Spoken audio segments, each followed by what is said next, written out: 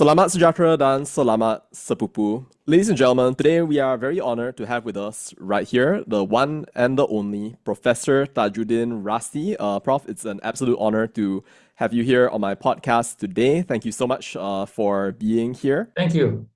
Absolutely. Prof is, amongst other things, a professor of Islamic architecture at UCSI University. And for those of you who read the Star newspaper or FMT, you no doubt are familiar with Prof's voluminous writing. I think that you have a couple of new books, do you not, Prof? So like you've got Not the Islam I Know, then you've got Resetting Malaysia, which you can go right ahead and check out. To purchase, please email norhayatiuser407@gmail.com. You can take a screenshot of this video right here, and he also runs his own YouTube channel, amongst other things. But there was one thing that I wanted to focus on to sort of draw us into this conversation, Prof.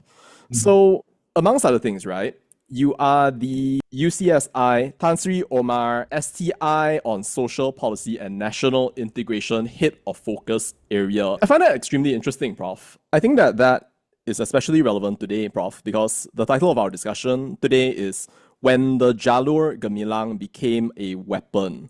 We see this year a very interesting series of events happening, to say the very least, with the Jalur Gemilang. I apologize, but I'm going to go ahead and show it on the screen right here. I know that you're, at the moment, a mixture of maybe afraid, as you've mentioned in your FMT article. You wrote this article titled Why Merdeka Means Little to Me This Year, and you also made a video, in fact, that was titled No Merdeka for Me This Year for Fear of the Jalur Gemilang. So now, Prof, I want to kind of zero in on this tension right here. So in your video, you said that you have fear, but in your article, so then you said that you find that Merdeka means little to you this year. At the moment, like, where does your heart lead you at the moment as you think about this question of where we are with the Jalur Gemilang and Malaysia? Well, the message of both videos and writing is simply about the idea that we have put or we have regarded the symbol of a country much more important than the meaning of the people, because the nation is not made of flags. Put up a flag, you don't have a nation. Okay? You have to have people. Mm. It's like in the university. Who is the university? I am the university because I'm a professor of architecture, not the vice chancellor. Vice chancellor is not the university. Okay, so people don't understand that that the nation is about people, not about certain symbols on cloth or certain coat of arms on a plaque. They are not the real thing.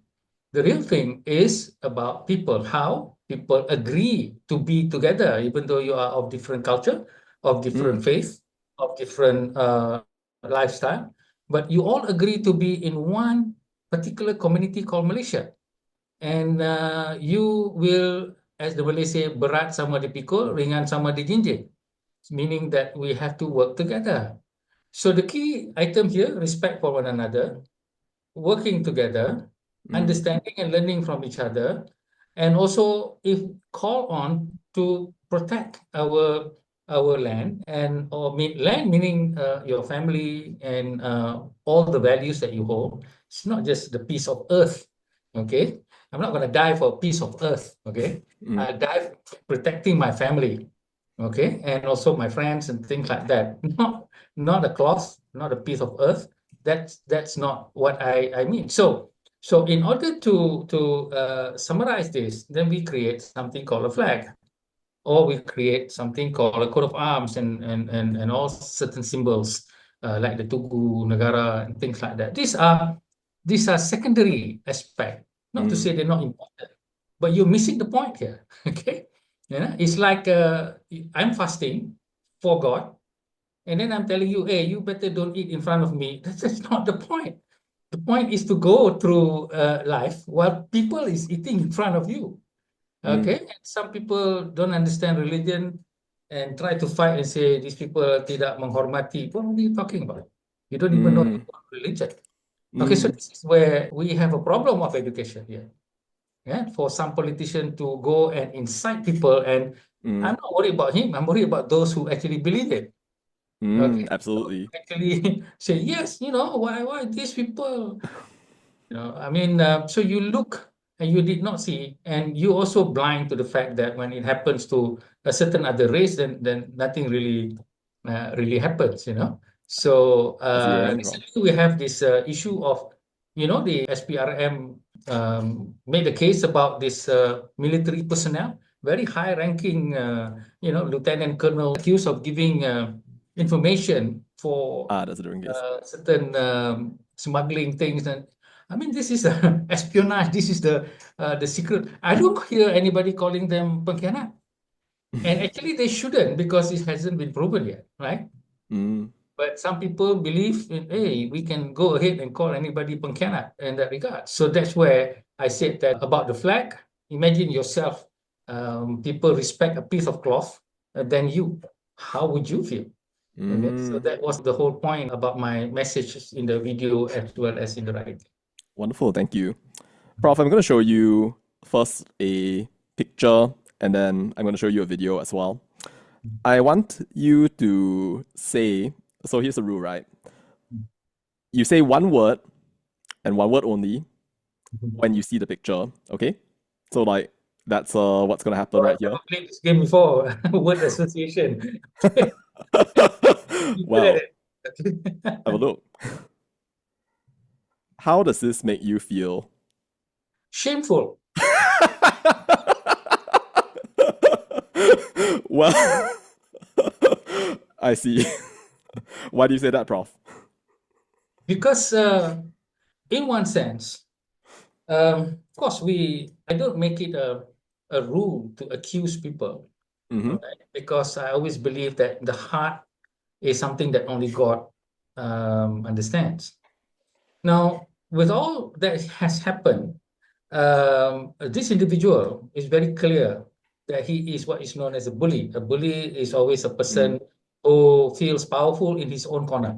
mm, He talks in his Facebook, he talks in the Perhimpunan UMNO, then he goes, why doesn't he go alone and ajar how to pasang the flag? No, he has to invite mm, everybody to come.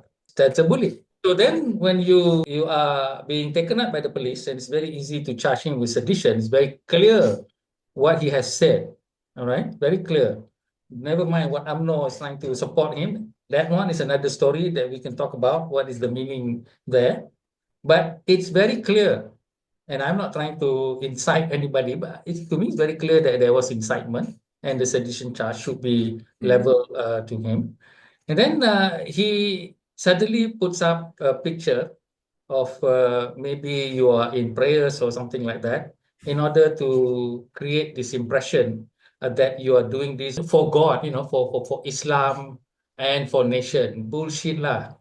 Okay, right? So I clearly do not appreciate using religion in that manner, mm, because we don't use a religion that is even the idea that uh, if you show off your piety in terms of prayers, then there is not much meaning of it to God, because prayers is only for God. There are prayers like what we call the tahajjud, which is at night. You wake up and you are alone. You're supposed to be alone. You're not supposed to be seen, right? Then there are prayers where you are together with the community. That's called the Jama'ah prayer.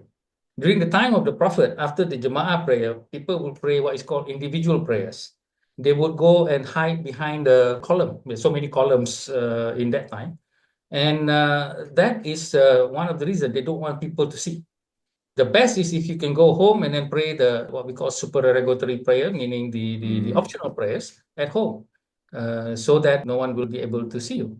mm, So this act of so-called prayers, maybe I don't know what he was doing, maybe he was praying or whether he's membaca doa. I think it's shameful, mm, and it's not something that he is known for. I mean, if you look at perhaps some pictures of certain people like muftis or other people who's always been doing this thing, that's quite ordinary. It's mm. information. I But see. here, it's clearly trying to portray something that would garner some sort of sympathy for political reason. This is my reading.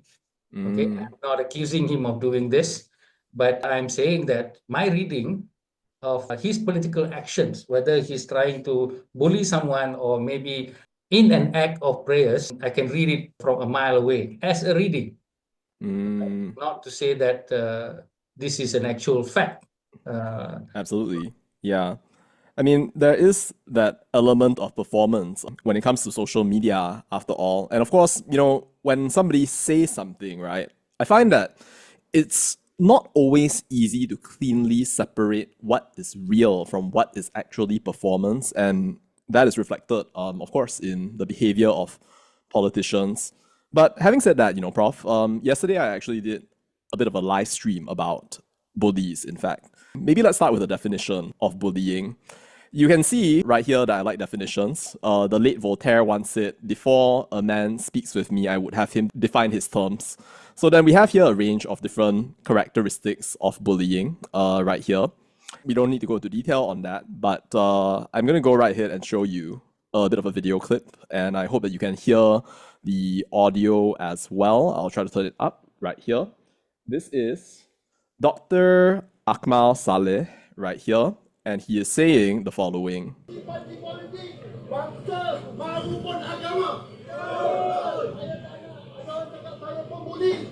All right, that was the first time. Let's hear it again.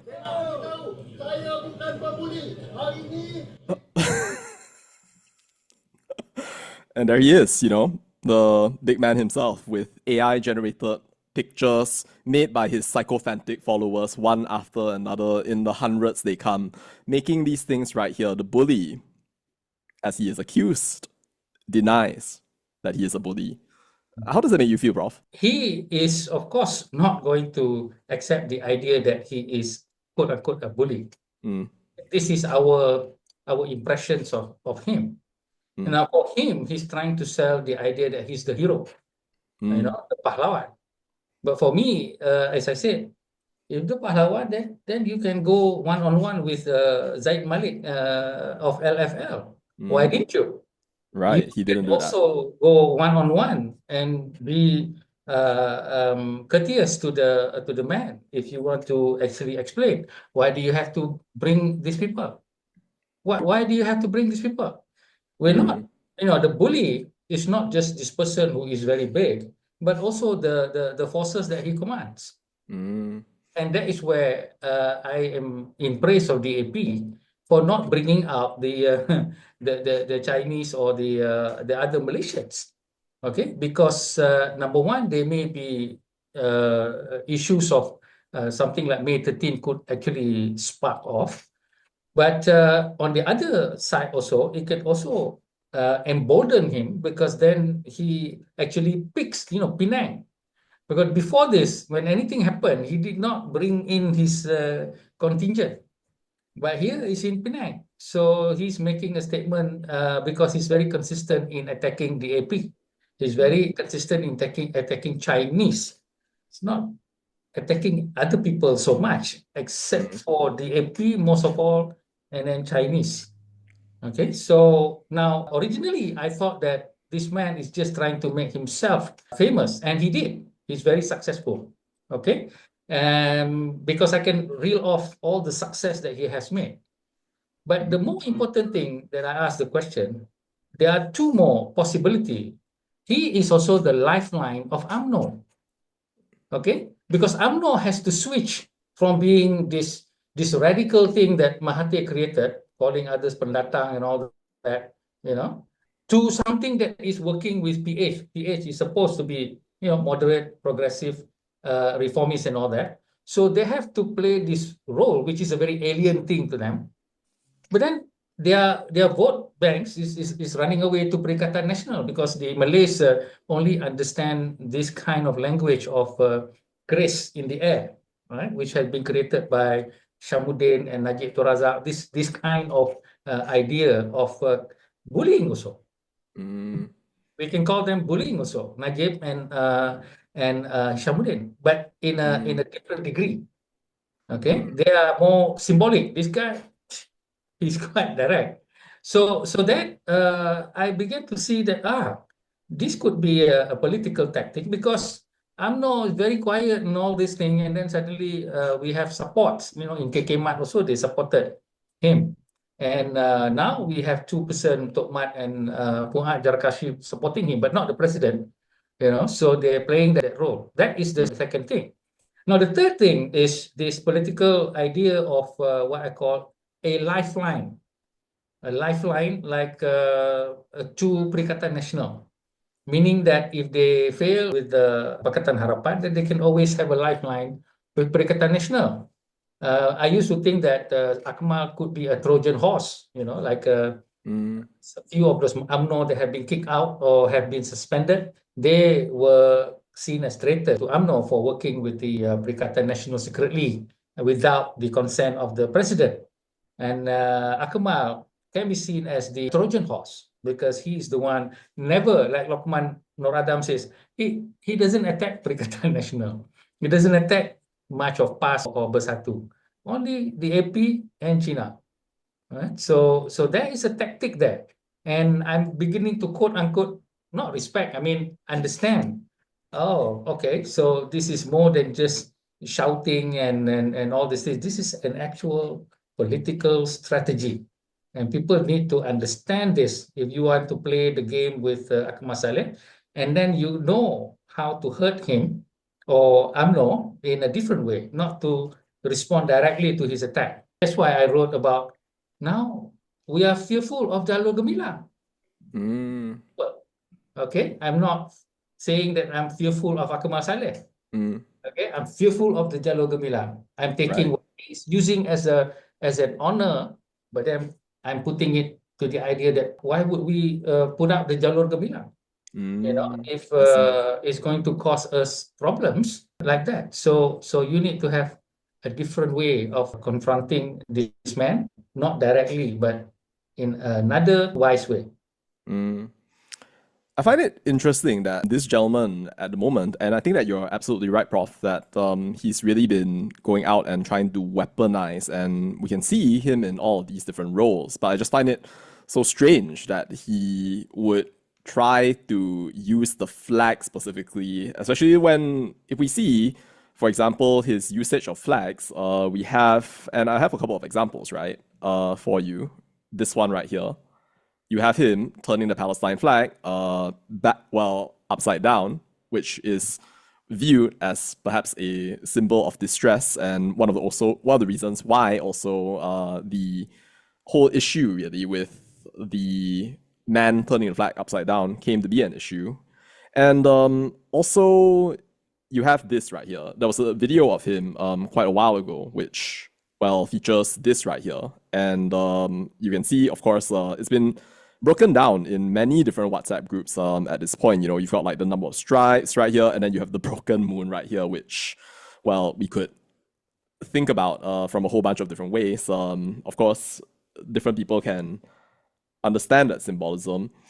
But going back to this idea of the upside down flag, Prof, I was looking this up for a quick bit. This idea of what an upside down flag means, and I mentioned to you earlier that it means this idea of a nation in distress. When I saw that poor Nan in Penang have the flag upside down and immediately get attacked, right? I will not lie, for a short moment in my thinking, I thought it was appropriate.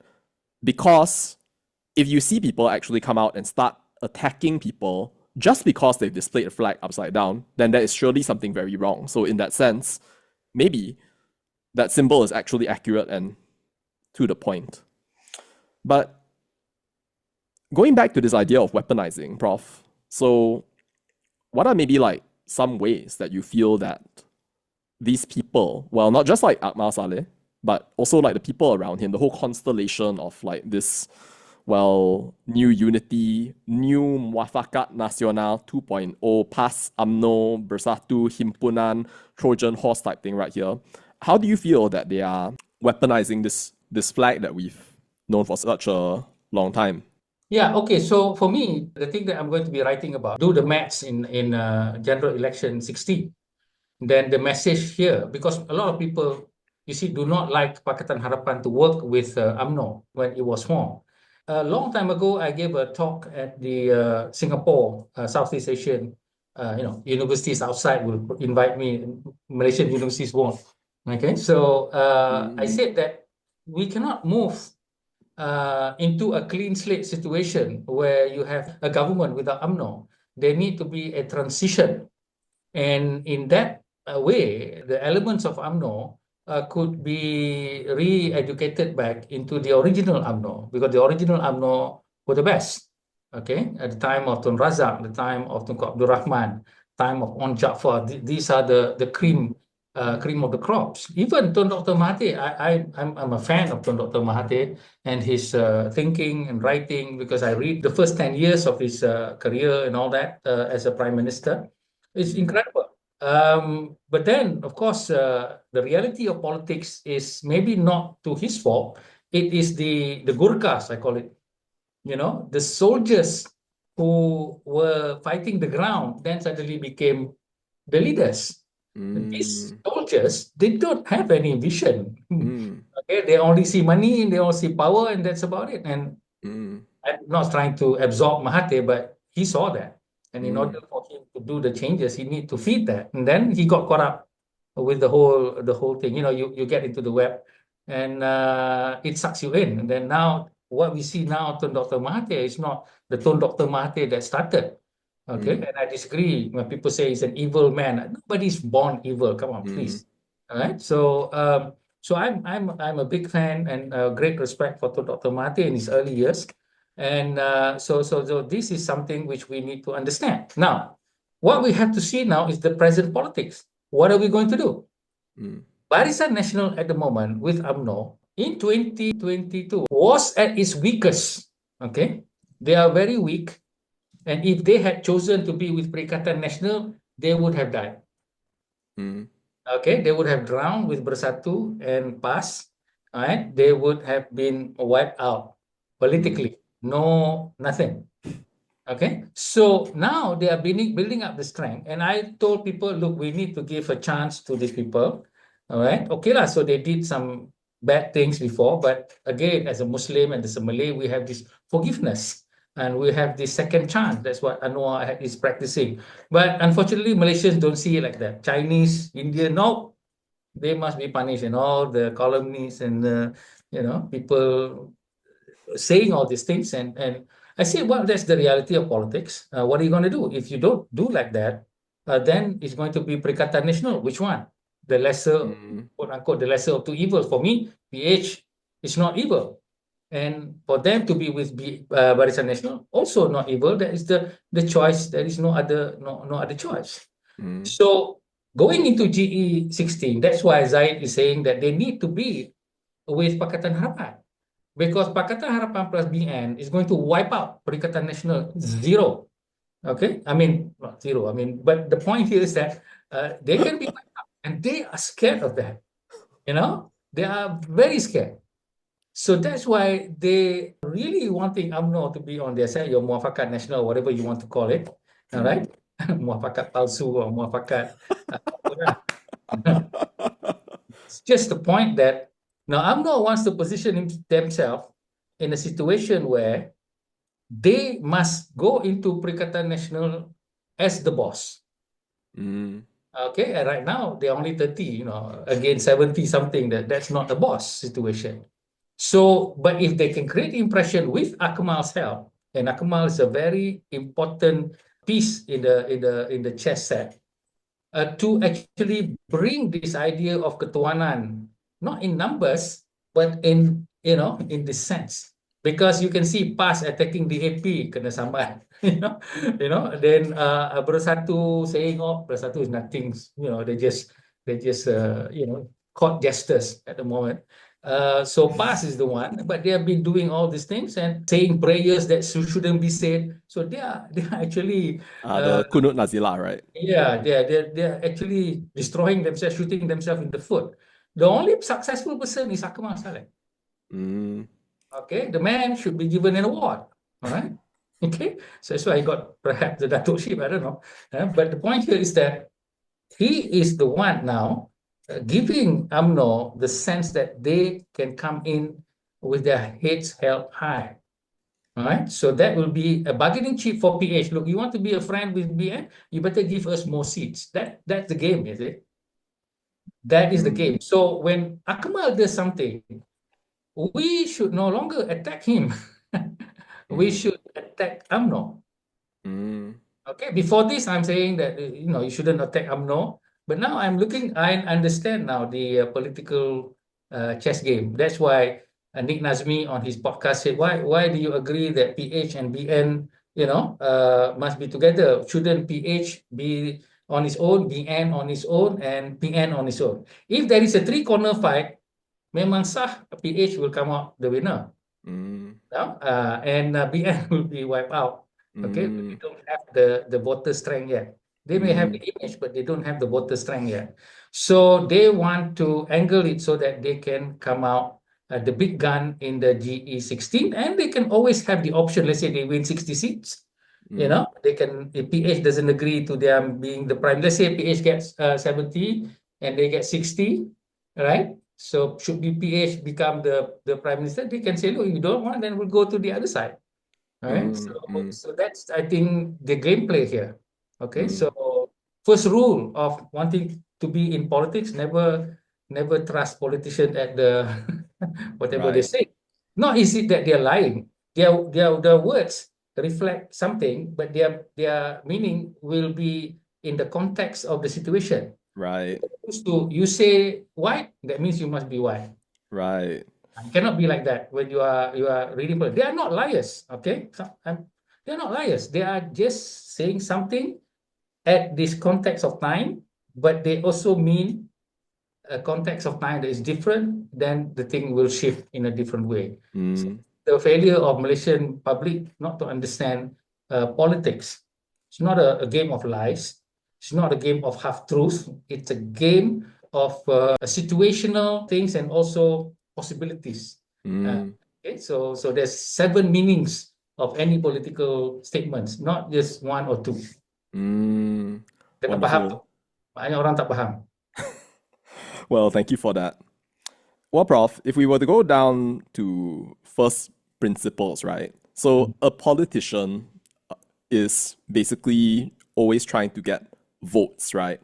And of course, as participants in a democratic society, we technically have this people power, and we can choose every few years an elected representative for our constituency, and eventually these people end up forming the government. Of course, the preferences, the wants, the wishes of people, they are different in nature, and of course, the ground may be, well, leaning in one direction while a politician goes in another direction, and as a result, then perhaps they end up failing, for example. Now, one thing I am curious about, though, is when we think about the brand of politics that's brought forth by Dr. Akmal. So then I wonder, is what he's doing something that the Malays, for example, want? Or is that desire being created inside them? And could it possibly backfire? Now I'll tell you why I say, like, could it possibly backfire?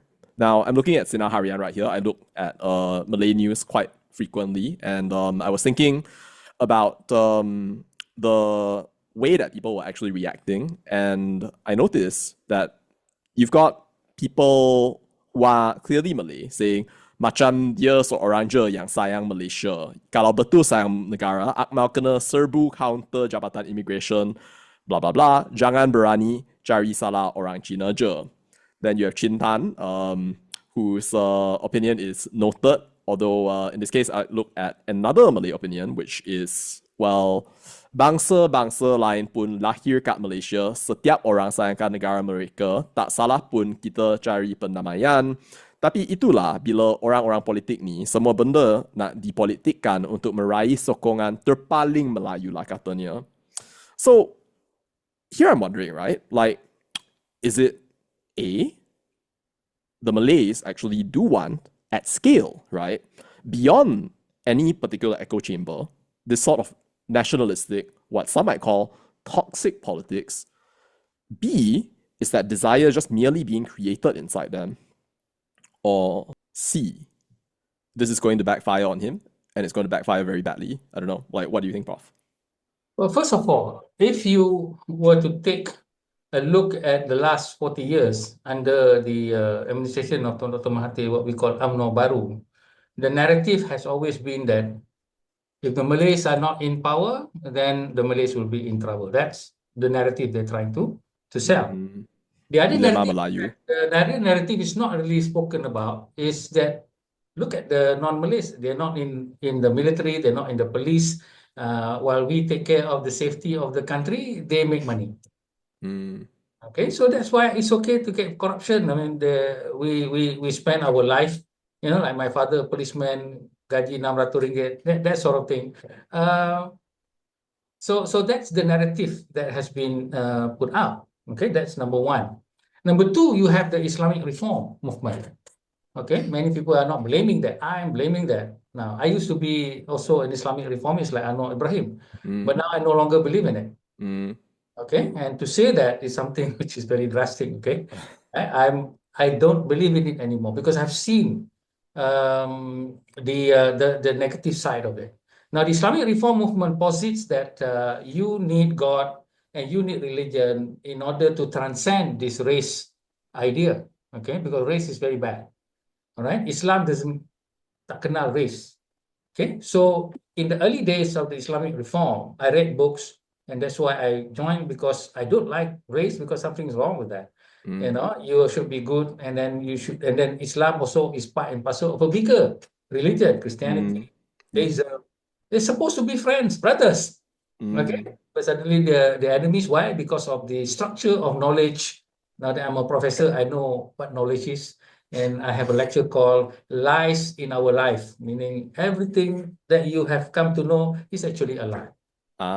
Okay? interesting. Now, what do you mean by a lie? It's simply because you accept whatever religious ideas that you get, you accept whatever history that has been taught, you Mm, accept whatever attitude that has been given to you by your friends, mm, your parents, without challenging them, then they become lies to you. I'm not saying that mm, a lot of those things are lies in the sense because what is lie and what is truth? And as ah, a professor, I always say that truth doesn't exist in our mm, pursuit of academia. Okay, mm, because mm, truth is something that is time tested, and if you do research, it is only within context of a certain thing. mm, Sometimes have you ever seen some of this political commentary? So mm, many political commentary by academics here. I saw one who is an economist and he's commenting on what Anwar Ibrahim is doing. And then he's disagreeing with this, disagreeing with that. Hey, you're an academic, okay? I'm an academic. But the difference between that person and me is that I know my limits. Okay? If I know I'll mm, give 100 ringgit, that's a political move.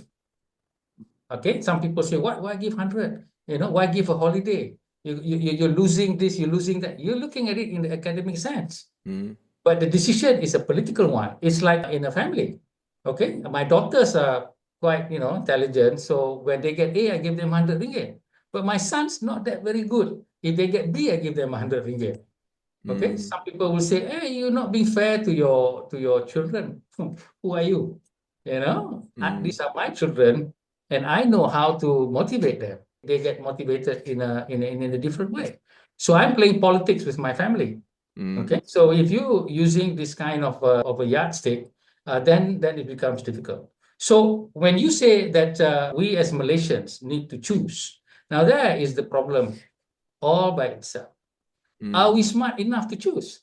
mm, Okay, some people say that, well, this picture also tak bagus, yang ini also tak bagus, so I might mm, as well tak payah datang lah. What for? Both are also not good. Why mm, do we not good? Well, mm, I read this columnist. Who is this columnist? Has he been a politician? Okay, he talks so very nice about all these pretty pictures, like say my friend Maria Mokhtar, very respectful, but she's never had a political party. Okay, I listen to her, but yes, she has some issues and she's always negative about Anwar Ibrahim. Okay. Right. Give her the duties of a minister. She cannot. Would be she able to perform? mm, With the civil servants like that, with the baggage of history and all that. It's just like a family. You don't have children yet. I assume you don't have children yet, right? Mm. Or you don't even have a wife yet, do you? I'm sorry to ask. Mm. Belum lagi Yeah. kan? Belum kahwin lagi? No, no, no.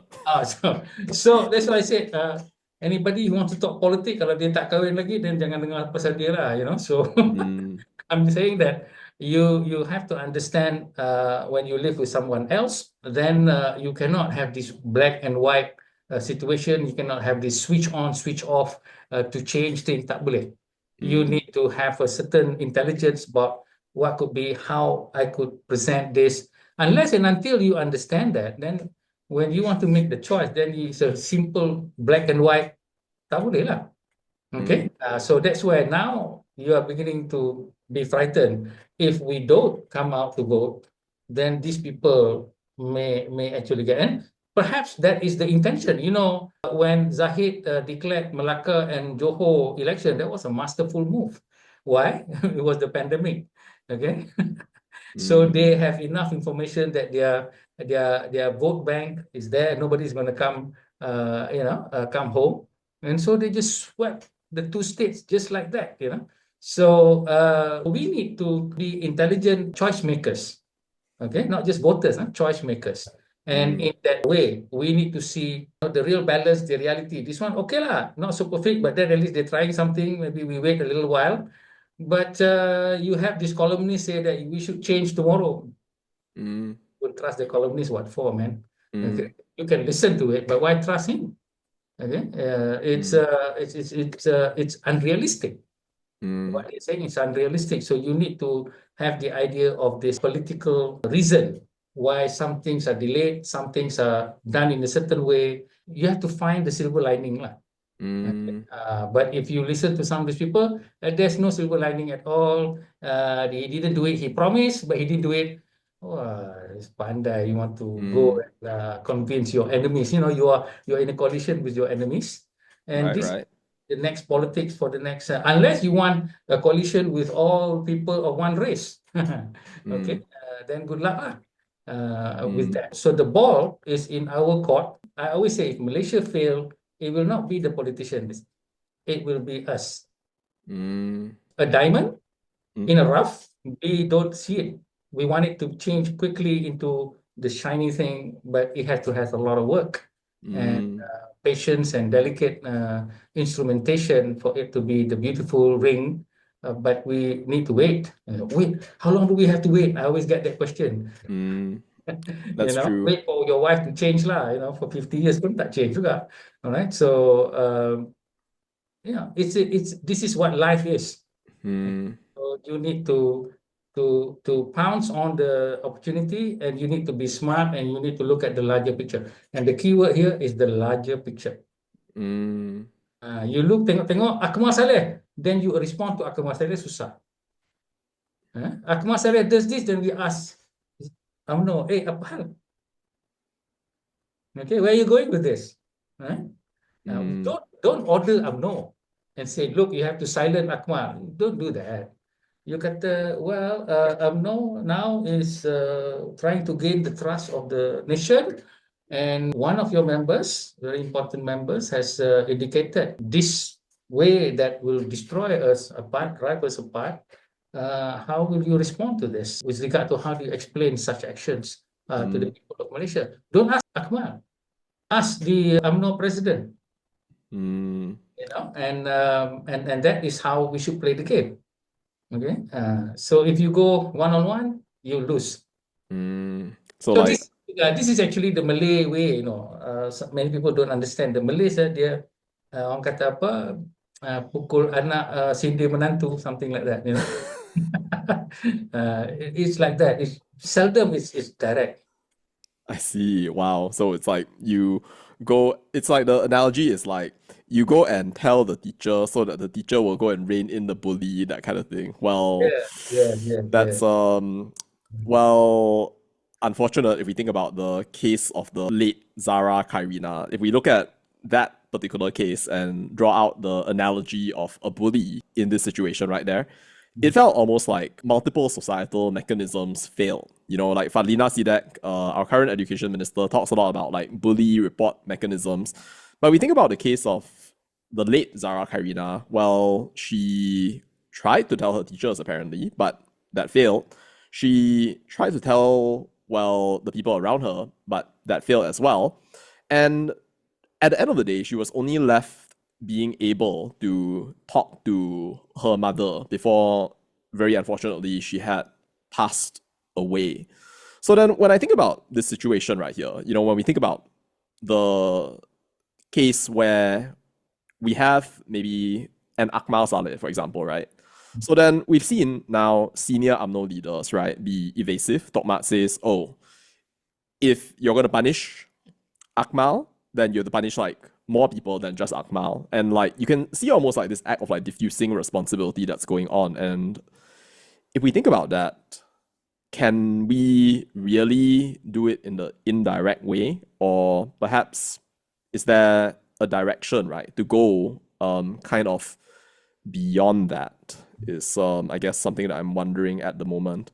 But this then leads me into a sort of like broader question, Prof, about, well, how you understand, right? Like the people who are in the Malay community, for example. Do you feel, Prof, that in the years ever since independence, right, as we think about this flag and everything that we have right here, that we have become more susceptible to populist pushes to race and religion? Do you feel that that susceptibility has remained unchanged? Or do you think that actually people have become, on average, right, less susceptible over the course of time? Yeah, I want to answer in this way, just maybe a bit often. Let's say this Akmal issue with the flag. How many of us thought of appointing certain people who are, with dignity, Malays, Chinese, Indian, formulate something, and then go and ask for a meeting with the UMNO Supreme Council without Mm, Akmal? So why don't we do that? Our reaction mm, is always to attack back. And this is actually, as I said, is what sometimes a politician likes very much. When you say something, then you attack, then you get uh, the attention. So that's why I keep saying that if somebody, let's say the victim is the Chinese or the Christian, then all Malaysians, some Malaysian, if not maybe a few mixed Malays and all these things to actually make a statement and also ask to see the political parties involved and not that person who's actually doing it. Okay, mm, so it's like going to see the parents lah, mm, and not and having just a meeting. We're not going to accuse anything, but we just try to understand what's going on and how mm, do we handle this. Because we know we cannot talk to Akmal, mm. eh?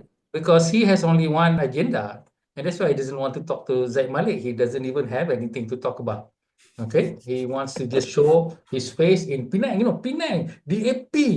China. He's already had his objective. He's already got his KPI. Okay, I see. so we don't bother with that kind of situation there. So that is something that we need to have lah. Mm, Now, the question that you asked about populism and the idea of religion and all that, and this is where I always say to the non-Malays, I said, change can only happen. Real change can only happen mm, when you yourself change. mm. So people, Echoing the words of Gandhi, I believe. you know, Mm, they said, why must I change? mm, These are the people who did it.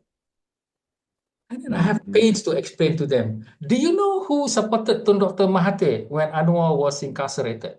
It was you. You are the non-Malays who propped up Barisan Nasional for the next two elections.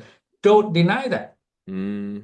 Yep. Okay? Mm, Jangan jangan lupa, you were the one mm, actually were looking at your bank accounts and your economic situations and that sort of thing, as mm, opposed to one man being victimized like that. Why we don't like Anwar Ibrahim because he's very Islamist and all that? It's not about that. It's this guy clearly being framed and ridiculed in so many different ways. That's why the Malays, because they have the so-called Islamic thing and all that, that's why they went away from UMNO for a while. And you know what Mahathir did to actually give a reward to the non-Malays? mm. he changed the mathematics and science to English. You It's remember? interesting. Yeah. People think Well, that people think that Mahathir changed it in order to be progressive. Alah, mengarut lah. You know? Trying interesting. to tell the Malays, hey, you don't support me, I have other support.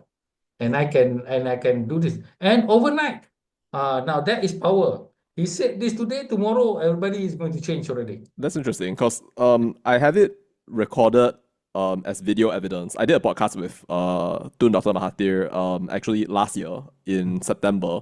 I have it directly on record that he was literally saying to me that he did it specifically to make sure that, well, students could actually end up learning about the latest currents in science in English. So I mean, like, that's an interesting idea. New knowledge comes to us not in Malay, it comes to us in English.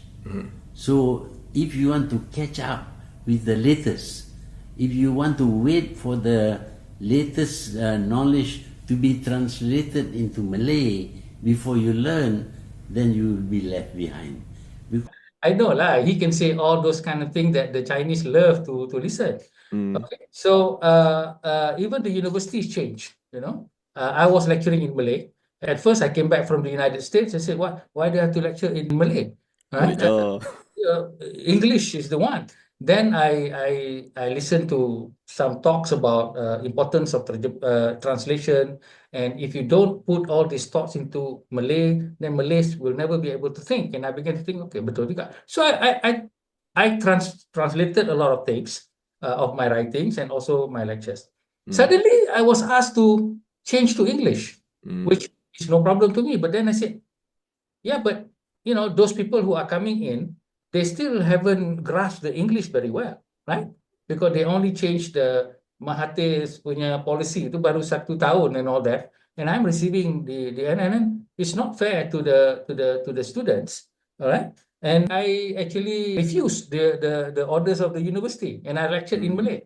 And there were several cases where this Italian lecturer had failed my student, and because he couldn't speak English, right? But the other panel saw that the design was very good. All gave A except him.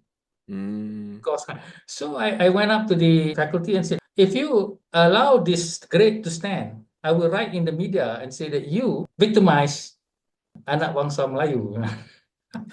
Okay, so that kind of a thing, you know. So I saw that then one day I went into class and I saw a few foreign students. What am I supposed to do? They suddenly accepted foreign student at the degree level. Why? Because they wanted to be quote unquote world class. Say, what? Why would we want to be world class? We are paid by the people of Malaysia to teach our children, okay, at a very subsidized level. Why are we having this? Oh, because we need to compete world class. For what? I said. That's why I say that I'm proud to be nation class. I'm not a world class person. Okay, so why would I want to be a world class person? The Malays have saying, "Menang sorak, kampung tergadai." Okay, so I'm not impressed with people being known in the world. Huh? What happening in Malaysia? What's happening to our backyard? And this is something which we actually need to understand. And so, just to conclude that the idea that when you talk about religion, many non-Malays do not understand what happened to the Malay community. Maybe one day you might want to have a podcast. What happened to the Malay in terms of the Islamic reform? And then it became conservative and then into extremism, what past has become. Just to end this summary, the one that made the changes possible that brought down the regime of Barisan Nasional, do you know who it was? It was Parti Islam Se-Malaysia. Okay, Parti Islam Se-Malaysia was the anchor who went against Dr. Mahathir Mahazalim, right? And carried the banner until the banner was taken up by or hijacked by Bersih. Okay, Bersih took over the Reformasi movement and turned it into a yellow movement.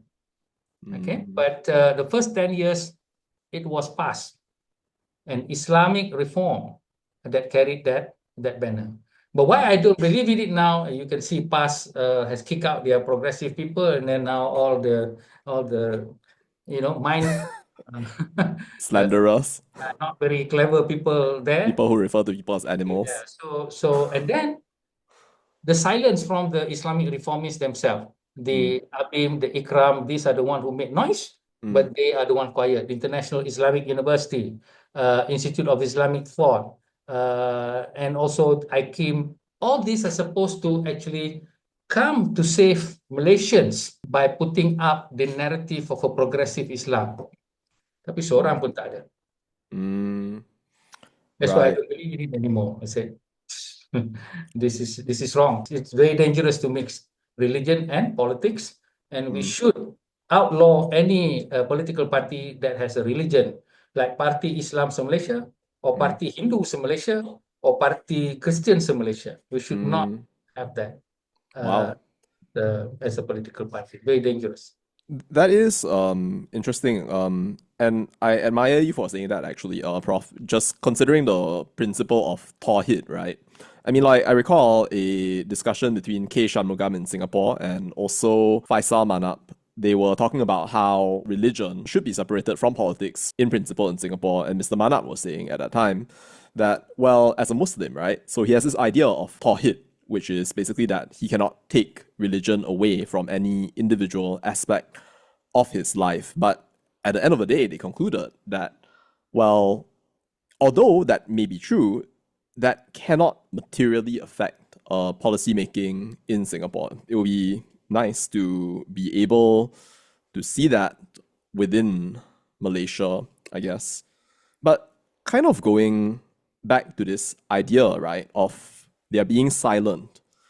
We see, of course, that maybe a lot of these institutions aren't coming out. Maybe they feel it's dangerous or something like that. But when we think about somebody that we might expect to come out, to speak up about this, and to take action directly, right?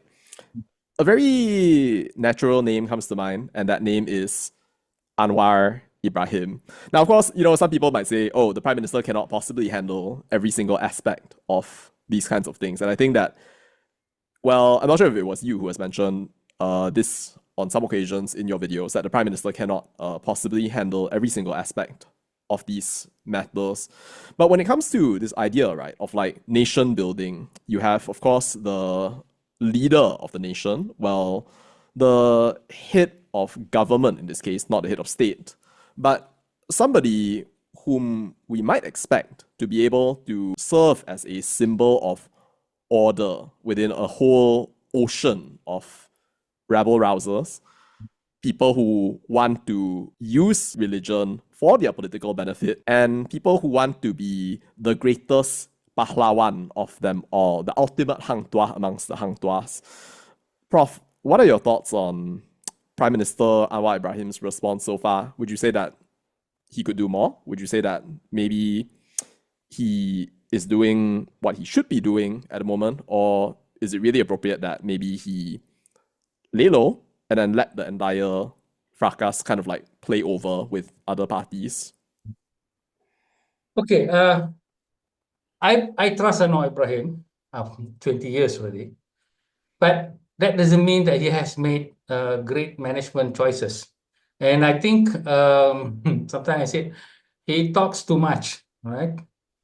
He shouldn't be talking. He seems to be trying to portray the idea of Madani Islam and all that by himself.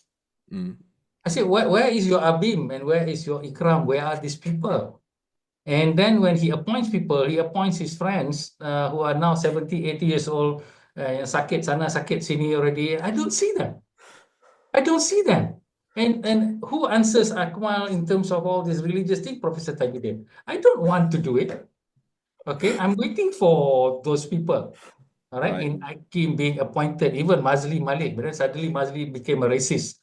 Right, so tak apalah. That one, I don't know what's going on with him, but he's supposed to be one of those progressive thinkers in Islam. All right.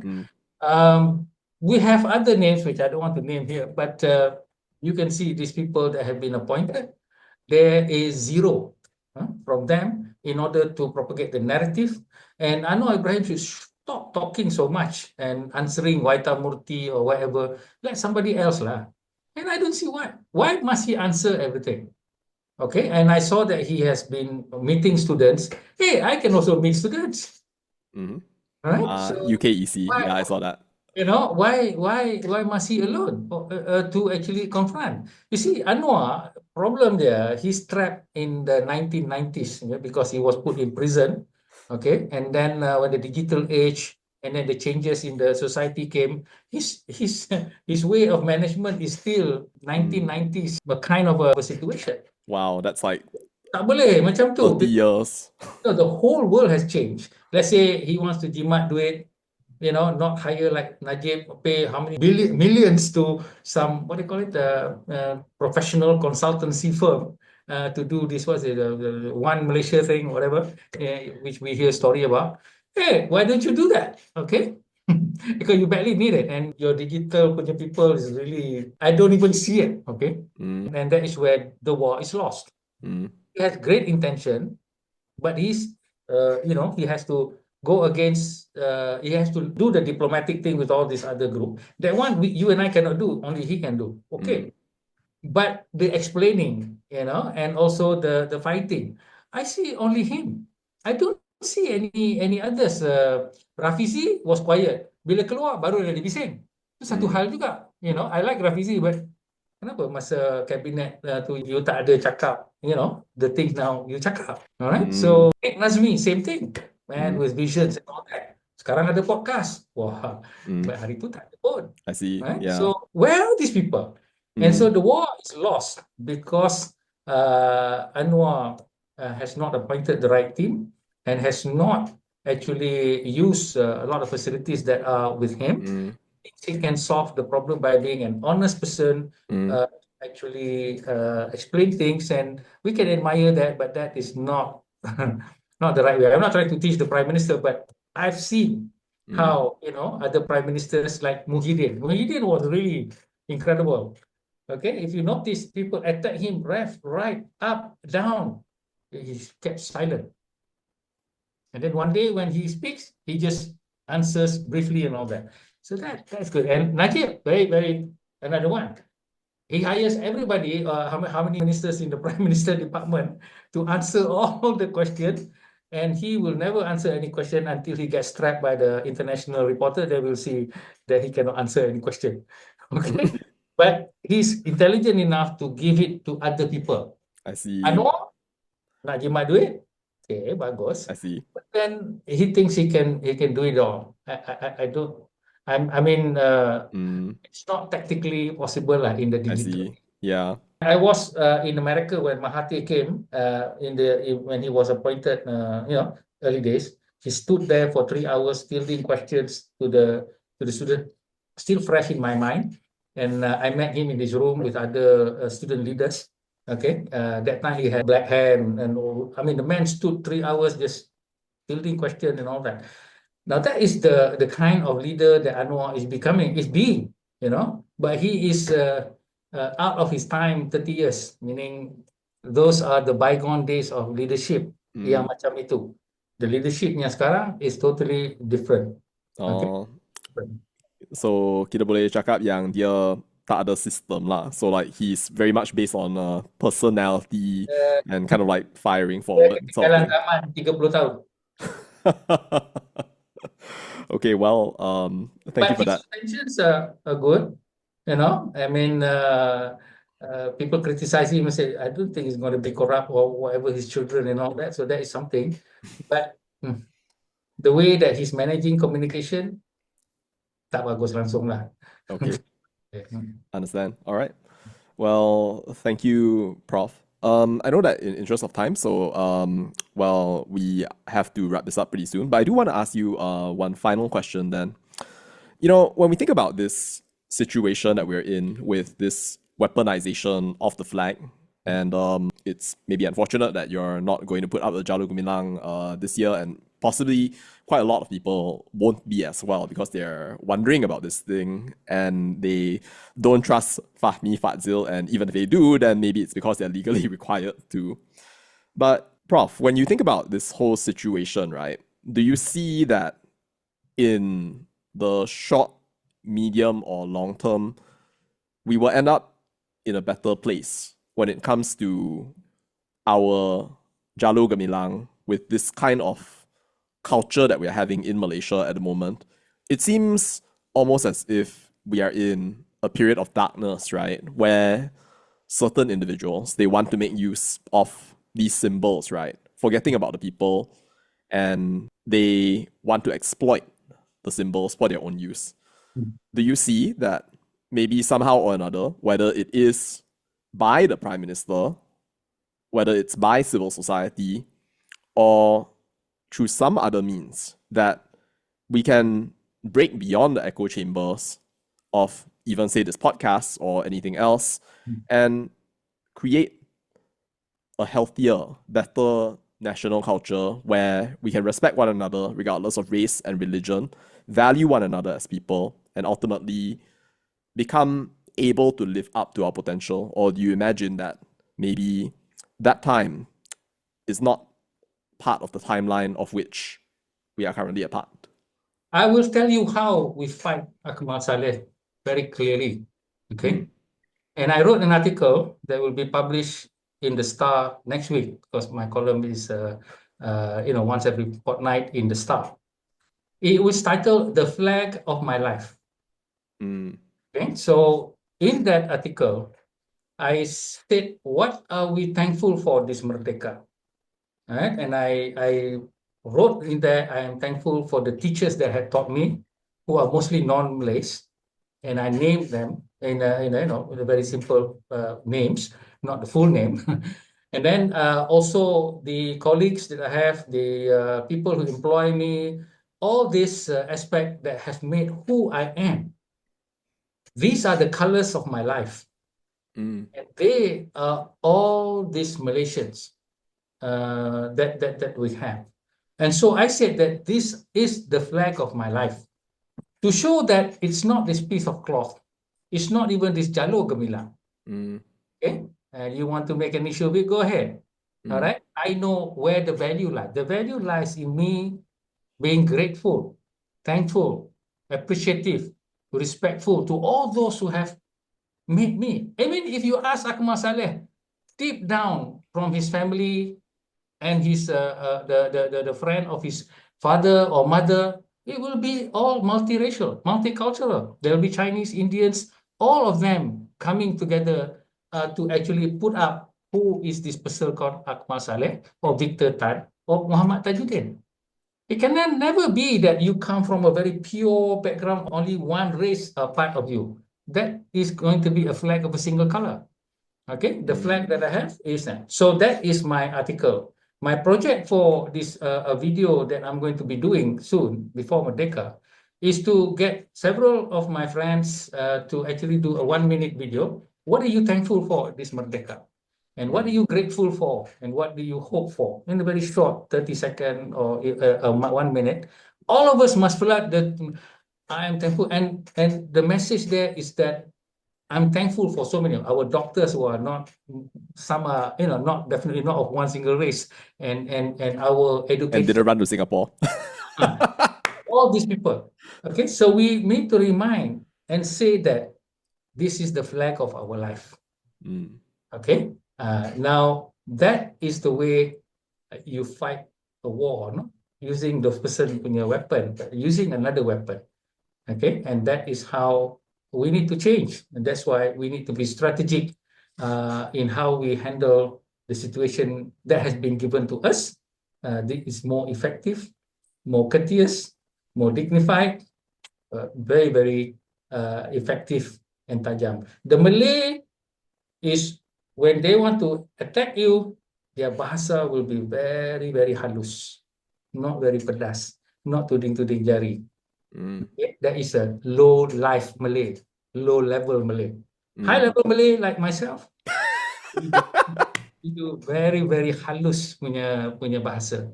A lot of UMNO leaders, veteran leaders, tua-tua, they also don't know how to be using the old Malay way of halus. What we call membahasakan seseorang.